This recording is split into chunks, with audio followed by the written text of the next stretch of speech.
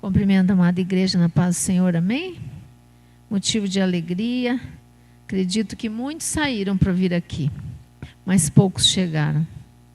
Porque em cada minuto tem alguém ou algo para nos atrapalhar de ouvir. Ou de estar com pessoas que estejam na mesma conexão, né? Que estejam na mesma frequência. E aqui essa é a frequência de adoração, de comunhão, de palavra. Então, nós somos privilegiados, amém? Então, vamos nos alegrar com isso. Eu quero compartilhar uma mensagem, alguns versículos só, que está lá em Atos dos Apóstolos.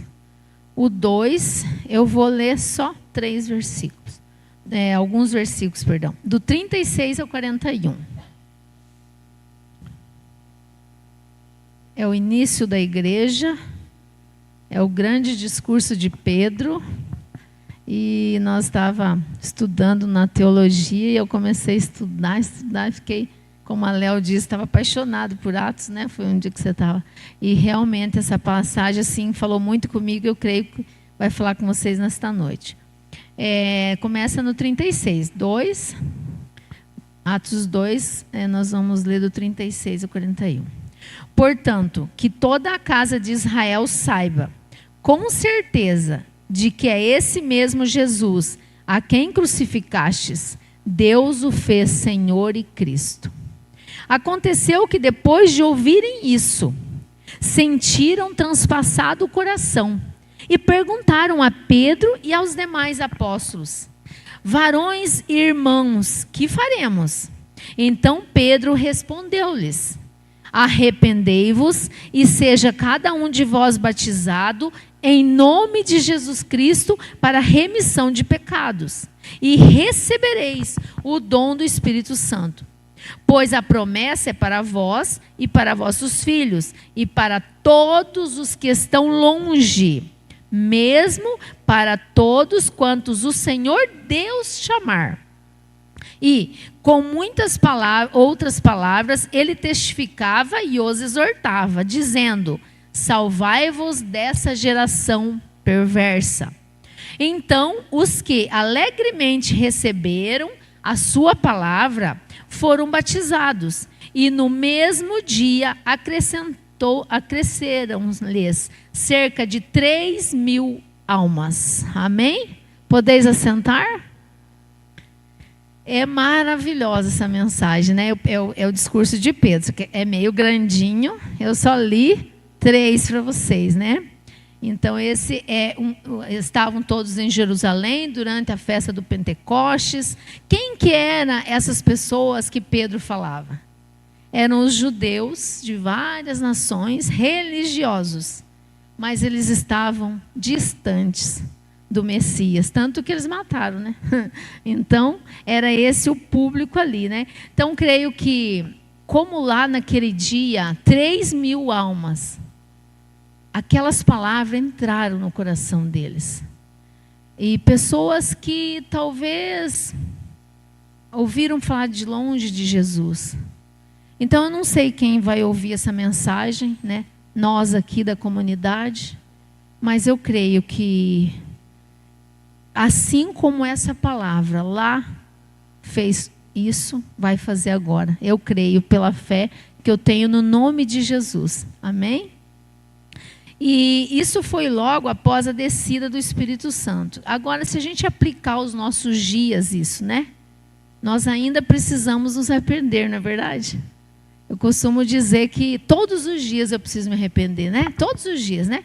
Por isso que a gente precisa orar todo dia. Como que você tem um momento que você fala assim: nossa, eu fiz um monte de coisa errada. Se não é quando você para e se coloca numa posição de humilhação diante do Senhor, e nós reconhecemos que a gente precisa pedir perdão todo dia. Então nós precisamos chegar diante do Senhor todos os dias. Então essa mensagem é para nós todos os dias, né? E o discurso de Pedro, então, ele continua totalmente atual. É uma chamada ao arrependimento. E esse deve ser a mensagem nossa de todos os dias. Não importa onde nós estejamos, não importa em que grupo nós estejamos. Até eu estava comentando no Itália ontem à noite, Benhur e Rafael não vieram porque nós estamos com os parentes lá em Moarama, não muito bem. Eles foram fazer uma visitinha de médico, né? Bate e volta. E aí a gente estava falando justamente disso aqui, que eu estava começando a falar da Bíblia para uma pessoa, ela já conhece o Evangelho, numa outra denominação, né? E eu falava para ela, ó, você precisa só de 3 coisas, você precisa se arrepender, você precisa se batizar e você precisa receber o Espírito Santo. É só isso. E ela falou, nossa, sabe que eu nunca tinha visto falar disso? Eu falei, fica tranquila, eu fiquei 4 anos no convento e nunca ouvi falar disso. Então está tudo bem. Então a gente vê como algo tão antigo e ao mesmo tempo, quantas pessoas não têm noção do que essas 3 coisas fazem na vida. Muda a vida. Quando entende que foi o que esse povo que Pedro falou e entendeu, né? Então aqui tem 3 estágios nessa pregação de Pedro que eu anotei aqui para falar para vocês. 3 estágios espirituais desse povo aí. Então o povo, ele conhecia Jesus. Ele sabia dos milagres de Jesus. Mas o que eles fizeram? Rejeitaram tudo isso. Hoje, vocês conhecem alguém que sabe, que já ouviu falar da Bíblia, que já viu um milagre e não aceitou Jesus ainda? É muito normal, né? A gente vê muito isso. Então, eles viviam uma indiferença, uma resistência ao Evangelho. Eles tinham uma atitude de negação, dureza no coração. Parece que não entrava. E aqui, a religiosidade. É uma religiosidade que não traz transformação. É rituais, é normas, são regras, mas que as pessoas parecem estátuas. Elas não passam de estátuas. Olham ali, está tudo certo, mas não há mudança na sua vida. E aí, nessa passagem, a primeira coisa, Pedro confronta com a realidade do pecado. Então ele fala do pecado, fala que as pessoas precisam ali foram confrontados com a morte de Jesus, com o seu pecado. Jesus morreu para o nosso pecado. Eu preciso, todos os dias, morrer para o meu pecado. Senão eu continuo fazendo as mesmas coisas. Então o que Jesus fez não valeu de nada. Então Pedro traz tudo isso. E ali no primeiro, quando as pessoas ouviram e o coração tocou, foi quando ele falou, esse mesmo Jesus a quem crucificastes, porque eles caíram na real. Que eles crucificaram Jesus, né? Que eles, nossa, esse era o Messias então. Então ali foi que realmente eu acredito que todos os dias nós precisamos buscar de Deus, assim, aquela palavra que vai falar, opa, acorda.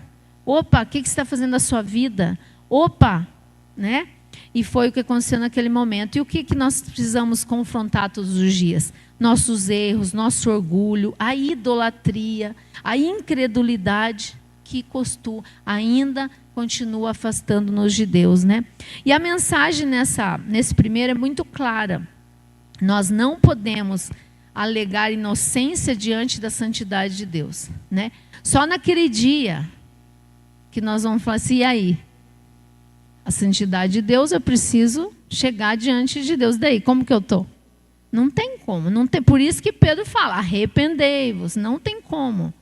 Batizar. Por que batizar? Porque eu preciso me comprometer publicamente que eu aceitei esse Jesus. E o terceiro, é só o Espírito Santo que vai me ajudar a me manter nessa linha. Fora disso, ninguém é supermulher e ninguém é super-homem.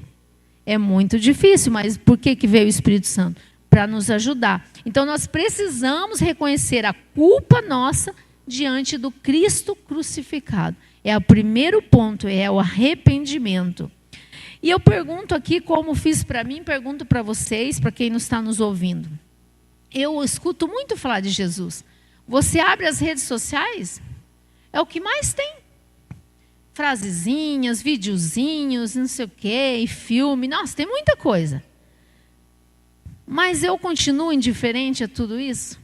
Ou eu não faço nada? Simplesmente, eu tenho um conhecimento religioso. Eu não tenho experiência real com Cristo. Quando alguém chega para mim e fala, mas como? Que eu vou saber como? Eu falei, peça uma experiência. Peça uma experiência para o Senhor. Aonde você precisa dessa experiência? As coisas mais simples. O problema é que nós vivemos aonde é que nem a criança. A criança ganhou um presente. Ela ganhou o presente. 2 horas ela quer outro presente. Nós não valorizamos as coisas. Então tudo para nós tem que ser tudo sempre diferente, sempre diferente. Só que o evangelho não muda. E o evangelho é básico, é arrepender, né? Nós precisamos nos batizar e ter o Espírito Santo. Então, preciso perguntar para mim. Eu vejo tudo isso, eu venho no culto todo domingo, eu vou na oração, eu faço isso, eu faço aquilo, e aí? Eu estou tendo experiência real com Cristo no meu dia a dia? Segunda parte dessa mensagem, ali de Pedro, é o estágio da confrontação e convicção. Então, ali no verso 37 diz assim, ó, que eu não li para vocês, eu li do 37 que eu li. Ouvindo isso, ficaram o coração quebrantado, arrependido e tocado pela culpa e consciência do pecado. Naquela hora que Pedro falou, por isso que 3.000 almas naquele dia aceitaram. Mas tinha mais, só 3.000, né? Então, a reflexão que eu faço aqui. Ali naquele momento, creio que o Espírito Santo, ele gera inquietação em nós. Ó, isso não está certo na tua vida. Ó, você fez isso aqui, ó, cuida. Só que a gente vive num mundo de muitas inquietações. E quando é o Espírito Santo que está me inquietando, eu não percebo. Só que daí, ele faz uma vez, te chama a atenção de novo e você nem está aí. O que acontece? Sabe aquela amiga que você fala, que um pouco você desiste. E aí? Será que o Espírito Santo continua mesmo você não ouvindo? Então, ele gera inquietação, ele põe peso na nossa consciência e faz nos ver o pecado. Mas nós precisamos tomar consciência de que é ele que está nos alertando.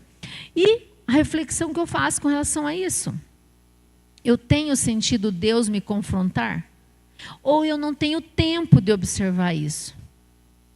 Porque nós vivemos dias que a última coisa é pensar que Deus está me confrontando. Eu percebo tudo. Os problemas, o que eu tenho que resolver.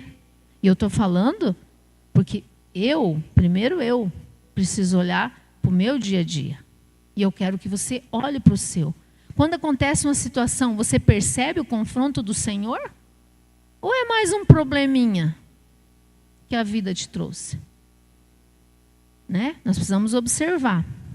Eu sinto um incômodo espiritual, mas continuo paralisado. E adio a decisão por Jesus. Porque às vezes eu acho que eu estou com Jesus. Será? Né? Existe arrependimento ou é remorso, né? Emocional por aquele momento. E depois eu volto a praticar as mesmas coisas. É arrependimento? Então não pode acontecer de novo. É remorso? Vai acontecer de novo. Porque é só um momentinho emocional que eu senti, depois que eu ouvi alguma coisa, depois que eu ouvi um videozinho, depois que não sei o quê. Mas não houve mudança de verdade. E o terceiro estágio, decisão e transformação. Resposta de Pedro. Quando eles falam isso ali, o que Pedro fala? Arrependimento, batismo, perdão e dom do Espírito Santo. Então, exige uma ação prática. Mudar a direção de vida, começar a obedecer e um compromisso público que é o batismo. É muito prático a pregação de Pedro. E eu preciso seguir esses passos. O que é o arrependimento verdadeiro? Não é um sentimento de culpa. É mudança mesmo. É mudança de mente. Se eu andava aqui, eu preciso mudar a minha direção. É abandonar o pecado, rejeitar a autossuficiência e se render a Cristo. Porque muitas vezes a gente fala, Eu me rendi a Cristo, né? Tem um autor de um livro que ele fala assim, ó: se renda a Cristo e você não se renderá a mais nada. É maravilhoso. Se renda a Cristo, você não precisa se render a mais nada. O que nós fazemos? Se rendemos a tudo, menos a Cristo. E aí nós ficamos sofrendo na vida. Hein? Entender isso faz toda a diferença. Se render a Cristo. Ele é o meu, Ele é, como nós cantamos aqui, como a Léo leu no Salmo, Ele precisa ser o suficiente, e não eu ser a minha autossuficiência, né? Arrependimento significa abrir mão de um estilo de vida centrado no ego. Que é o quê? Prazeres momentâneos. Valores distorcidos. Para viver de forma alinhada com a vontade de Deus. Então, o que eu quero, eu não quero. O que eu preciso, eu não preciso. Fácil? Não. Mas é necessário. E a reflexão: já tomei a decisão de viver com Cristo de forma verdadeira? Aí nós já sabemos. Arrependimento, reconciliação, novo compromisso com Deus. Fé em Jesus Cristo como único Salvador. Não tem outra saída. É Ele. Né? Pedro não pregou o moralismo genérico, mas apontou diretamente para Jesus. Como um único caminho para o perdão e para a salvação. Muitas pessoas falam, mas você tem que acreditar em algo maior. O que é algo maior? Tem um nome, algo maior. É Jesus. A fé exige crer que Jesus morreu, ressuscitou, reina hoje e que só por Ele podemos ter reconciliação com. Não tem meio termo, não tem nem atalho. É somente dele.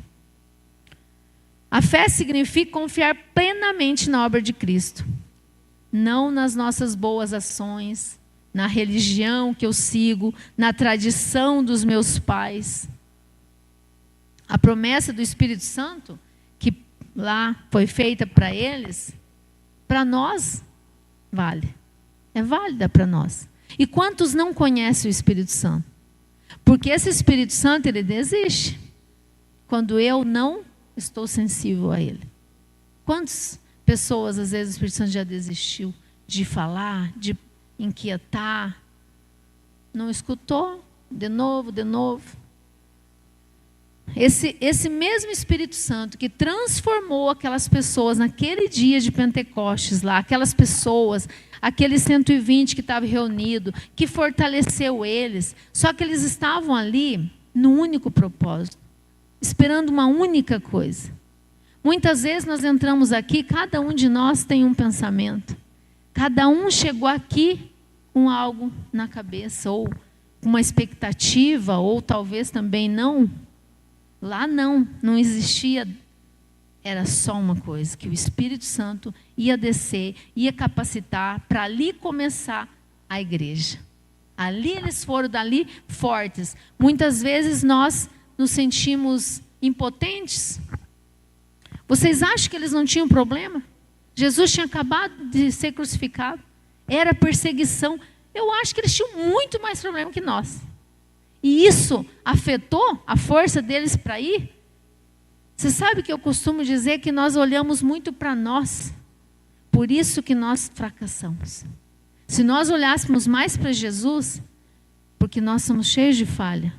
E a nossa luta é diária para isso. Só que quando eu olho para mim e para as minhas falhas, eu falo, nossa, mas como que eu vou fazer a obra de Jesus? Mas se nós olhar para Ele, Ele vai nos transformar. Enquanto nós fazemos o que precisa ser feito.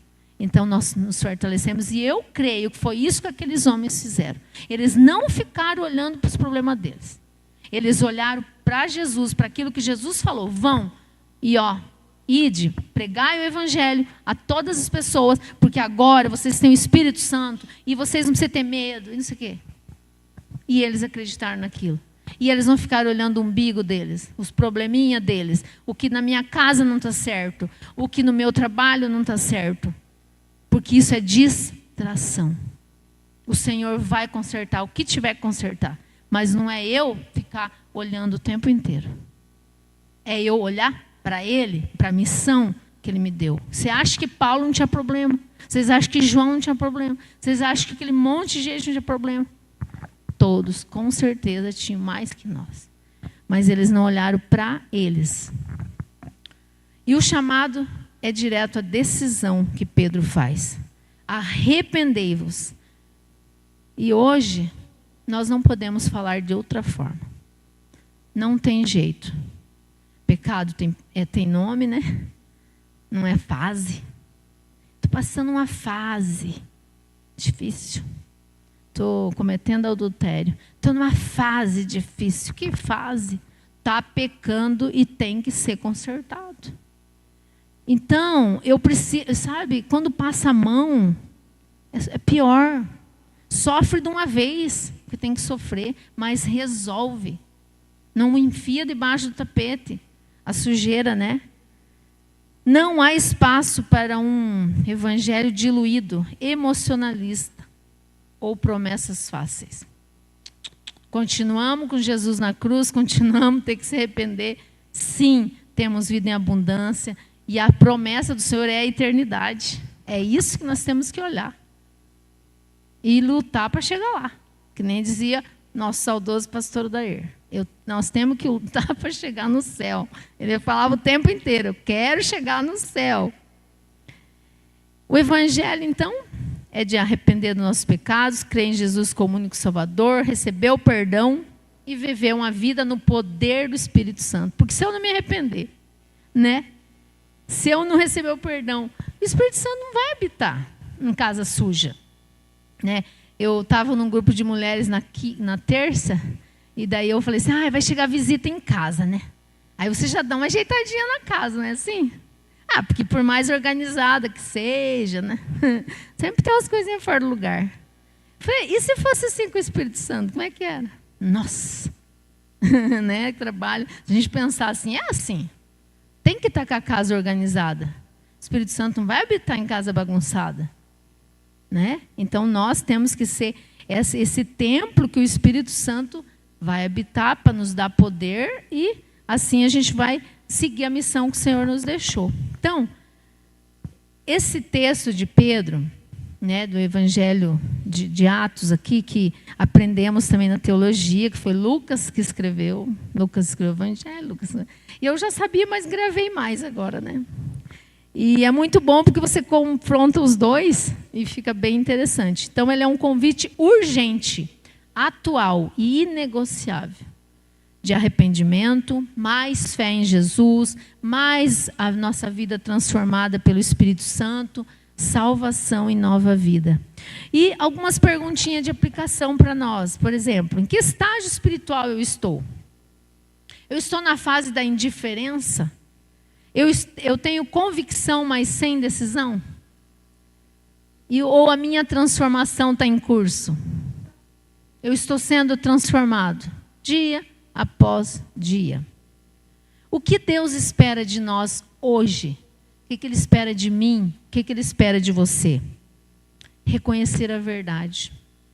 Precisamos reconhecer a verdade. Nós precisamos nos arrepender dos nossos maus caminhos e tomar uma decisão clara e definitiva. Nós sabemos que aquele que tem um encontro verdadeiro com o Senhor Jesus não volta atrás. Não tem como tirar a mão do... Como é que é? Não olhar para trás? Não tira a mão do arado, né? Não tem como. Não tem como. Então não teve. Não tem conversa. Não teve, né? Ainda não teve. É mais fácil falar que ainda não teve. Se está meio assim, ó, é porque ainda não teve. Qual atitude concreta eu preciso tomar diante dessa mensagem de Pedro? Talvez eu precise ter um líder espiritual para me ajudar. Estou perdida? Às vezes eu preciso. Só vim para o culto, só ler a Bíblia, só orar. Talvez esteja sendo pouco. Talvez eu precise de uma pessoa para me ajudar. Pedir ajuda em oração?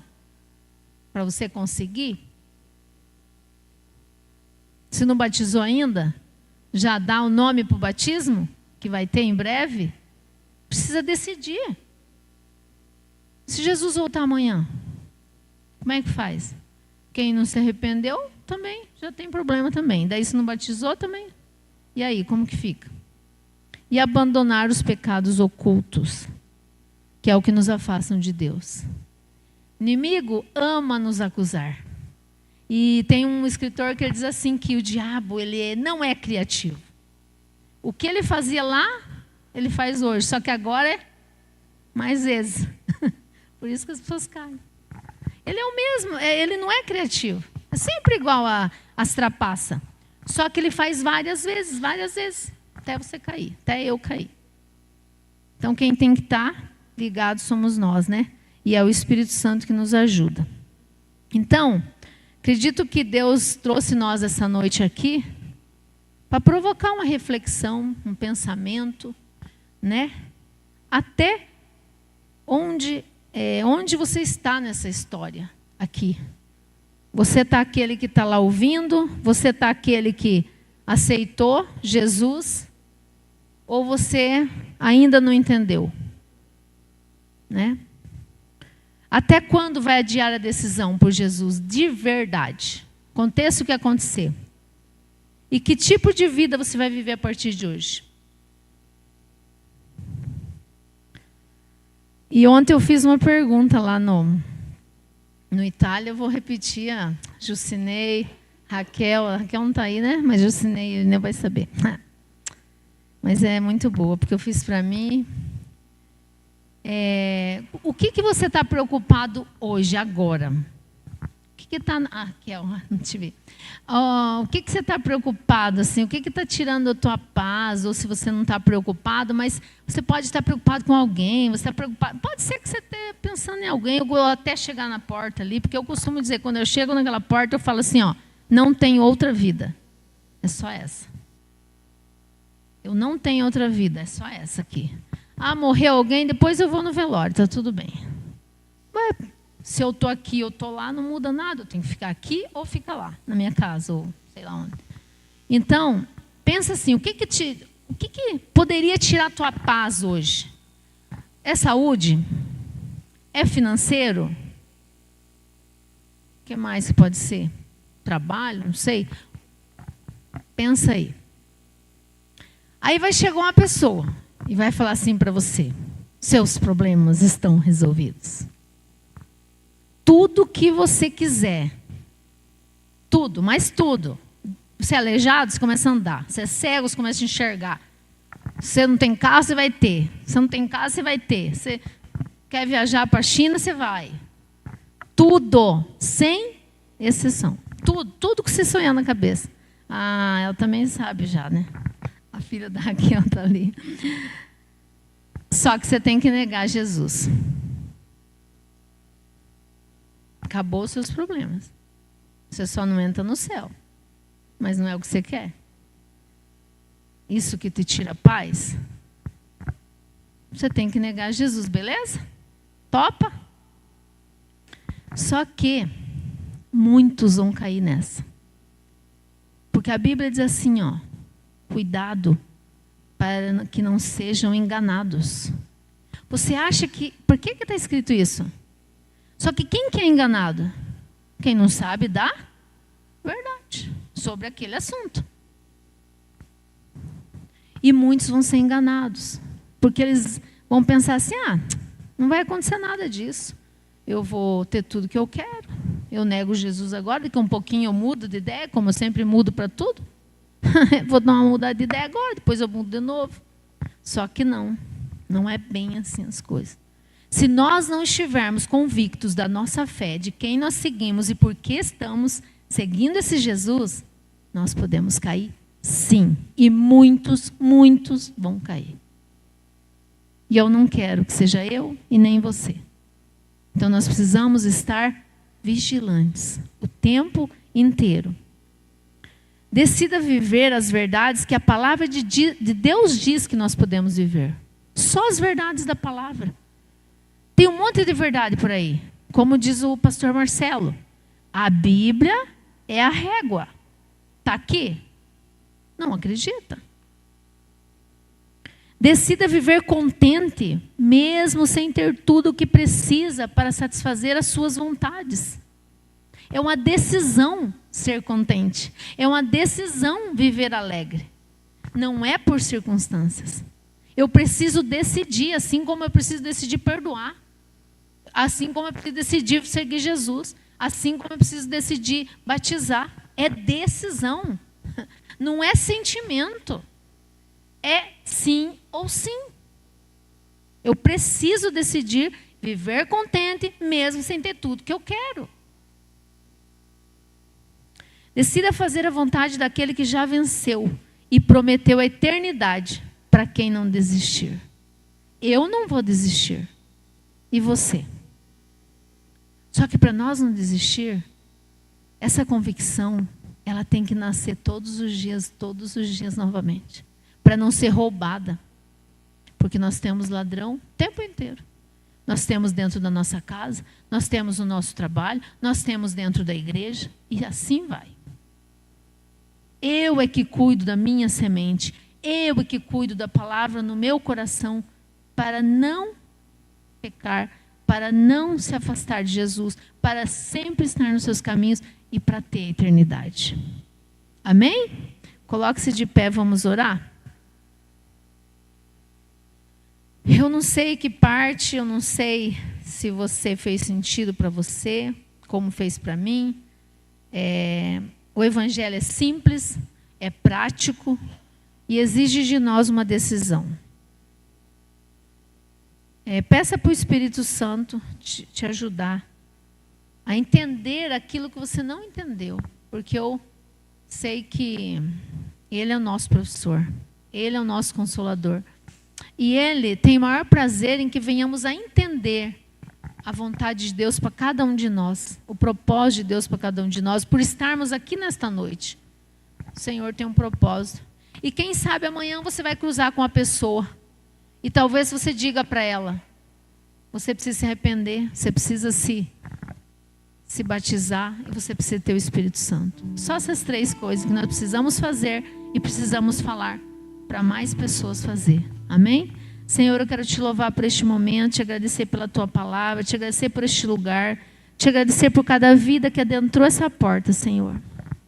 A tua palavra é viva, verdadeira e eficaz, Senhor.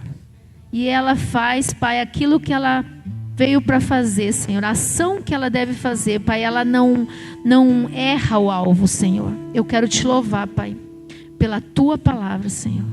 Espírito Santo de Deus, o nosso ajudador, o nosso professor, continua ministrando dos nossos corações, nos ensina a sermos pessoas moldáveis, a ser pessoas que aceitam a correção, a sermos pessoas submissas.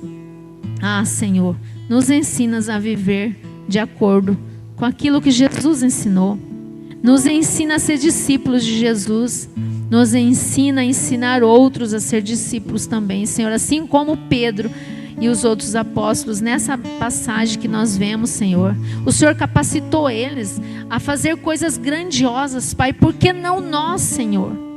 Capacita-nos, Pai. Senhor, que o nosso coração queime, Pai.